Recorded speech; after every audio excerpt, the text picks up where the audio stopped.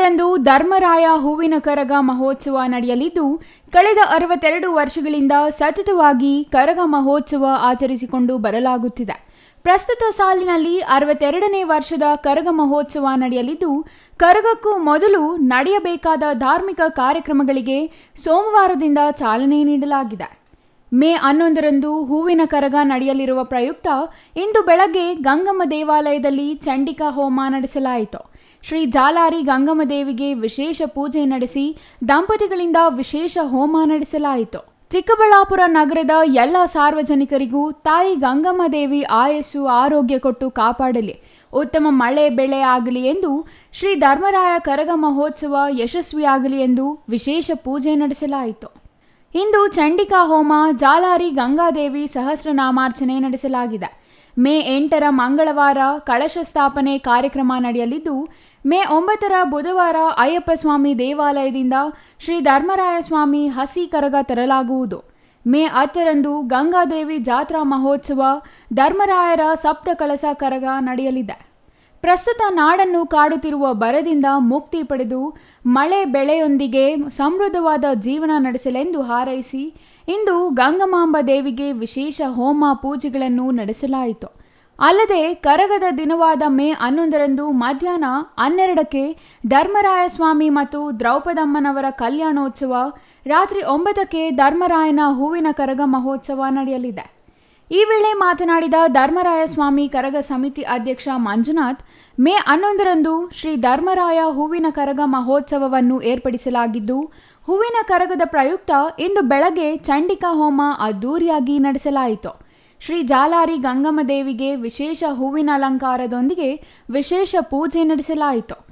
ಇಂದು ಮುತ್ತೈದೆಯರಿಗೆ ಭಕ್ತಾದಿಗಳಿಂದ ಕುಂಕುಮಾರ್ಚನೆ ಕಾರ್ಯಕ್ರಮ ಮಾಡುವ ಮೂಲಕ ದೇವಿಯ ಆಶೀರ್ವಾದ ಪಡೆದರು ಎಂದರು. ಶ್ರೀ ಜಾಲಾರಿ ಗಂಗಮ್ಮ ದೇವಾಲಯದ 62ನೇ ವರ್ಷದ ವಾರ್ಷಿಕ ಮಹೋತ್ಸವ.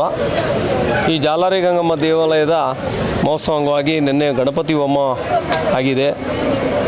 ಇವತ್ತು ಚಂಡಿಕಾ ಹೋಮ ಅಂತೇಳಿ ಪ್ರಾರಂಭ ಆಗಿದೆ ಮತ್ತು ಮುತ್ತೈದರಿಂದ ಸುವಾಸಿನಿ ಪೂಜೆ ಮತ್ತು ಕುಂಕುಮಾರ್ಚನೆ ಕಾರ್ಯಕ್ರಮ ಸುಮಾರು ಒಂದು 100 ಜನ ಬಂದು ಅವರೇ ಕೈಯಲ್ಲಿ ಸ್ವತಃ ನಮ್ಮ ಸಮಿತಿಯಿಂದ ಒಂದು ಗ್ಲೌಸ್ ಪೀಸು, ಒಲೆ ಅಡಿಕೆ, ಪೂಜಾ ಸಾಮಗ್ರಿಗಳೆಲ್ಲ ಕೊಟ್ಟು ಒಂದು ಗಂಗಮ್ಮ ದೇವಿಯ ಒಂದು ಫೋಟೋ ಕೊಟ್ಟು ಅವರೇ ಅವ್ರ ಕೈಯಲ್ಲಿ ಸ್ವತಃ ಸ್ವಾಮಿಗಳು ರಮೇಶ್ ಶಾಸ್ತ್ರಿಗಳು ಪ್ರಧಾನ ಅರ್ಚಕರು ಕೈಯಿಂದ ಮತ್ತು ಮಂಜು ಸ್ವಾಮಿಗಳು ಇವರ ಕೈಯಿಂದ ಅವರೇ ಸ್ವತಃ ಮುತ್ತೈದರು ಅವರೇ ಕುಂಕುಮಾರ್ಚನೆ ಮಾಡುವಂಥ ಒಂದು ಕಾರ್ಯಕ್ರಮ ಇದು.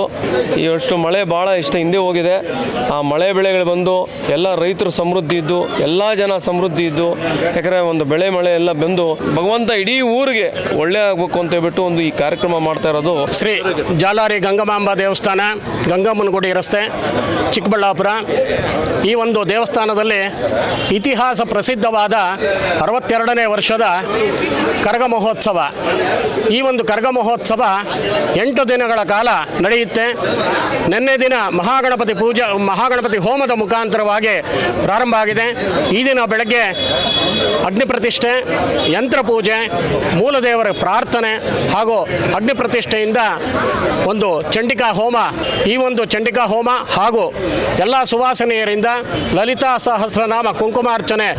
ಈ ಬರಗಾಲ ನಿವಾರಣೆ ಆಗಬೇಕು, ಸುವೃಷ್ಟಿ ಪ್ರಾಪ್ತಿಯಾಗಬೇಕು, ಮಳೆ ಆಗಬೇಕು, ಬೆಳೆ ಆಗಬೇಕು, ಜನಗಳು ಶಾಂತಿ ನೆಮ್ಮದಿಯಿಂದ ಇರಬೇಕು, ಎಲ್ಲರೂ ಆರೋಗ್ಯದಿಂದ ಇರಬೇಕು ಅಂತೇಳಿ ಈ ಒಂದು ಕರಗ ಮಹೋತ್ಸವ ಏನು ನಿರ್ವಿಘ್ನವಾಗಿ ನಡಿಬೇಕು ಅಂತೇಳಿ ಪ್ರಾರ್ಥನೆ ಮಾಡ್ತಾ ಇದ್ದೀವಿ. ಗಂಗಮ್ಮ ದೇವಾಲಯದಲ್ಲಿ ಇಂದು ನಡೆದ ಧಾರ್ಮಿಕ ಕಾರ್ಯಕ್ರಮಗಳಲ್ಲಿ ಧರ್ಮರಾಯ ಸ್ವಾಮಿ ಕರಗ ಸಮಿತಿಯ ಗೌರವಾಧ್ಯಕ್ಷ ವಿ ಗಂಗಾಧರ ಮೂರ್ತಿ, ರಾಮು, ನಗರಸಭೆ ಮಾಜಿ ಅಧ್ಯಕ್ಷ ಮುನಿಕೃಷ್ಣ ಹಾಜರಿದ್ದರು.